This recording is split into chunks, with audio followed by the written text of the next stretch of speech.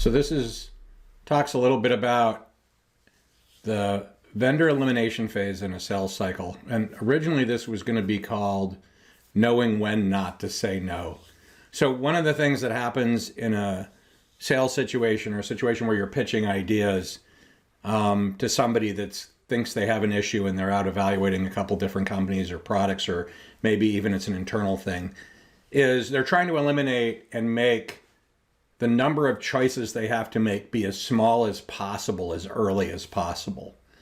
And so they'll ask a bunch of questions that are they're important questions, but they're really aimed at reducing the problem space to be shrinking as much as possible. And I came up with this graph for this. I hope it works. So the idea is, let's pick a vendor sales situation and you're a pre-sales and engineer or you're a technician trying to pitch an idea.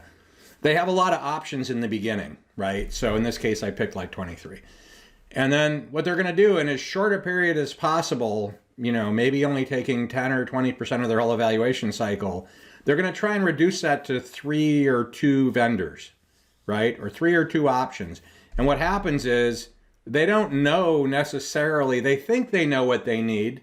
But usually this is either a new space or they're rebuilding or they're trying to upscale or something else. So the reality is they may only know like 20% of the problem space. Like they know the macro problem and they know a bunch of the details, but they don't know all the things they need to know yet to really make a selection. So usually what will happen is within maybe 20% of the sales cycle or the buy cycle or even less, they will have eliminated probably 80, 90% of the options.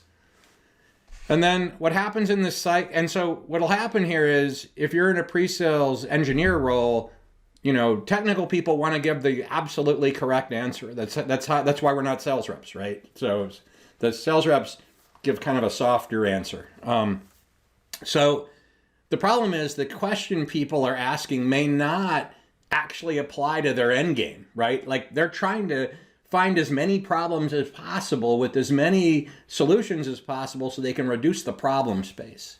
So the key here is you got to understand where somebody is in this life cycle. If they're in this phase where they're trying to eliminate as many options as possible, then you need to answer your questions couched with an understanding they may not know exactly what they're asking, or they may be asking questions that they may not actually need, right? Like the solution isn't obvious yet.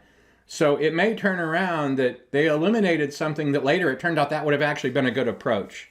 So the goal isn't to give up any credibility or do the wrong thing by the customer.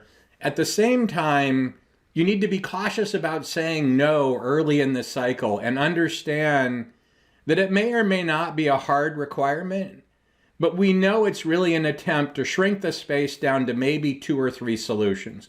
And those are the ones that are going to do a deep dive. And it may be that you have something in your bag of tricks or in your technology that makes your solution that you propose way better than some of the others because of all the requirements that they haven't thought about yet or they haven't gotten to yet in the questioning. So even if this thing might be a no, that doesn't mean you should immediately eliminate yourself, right?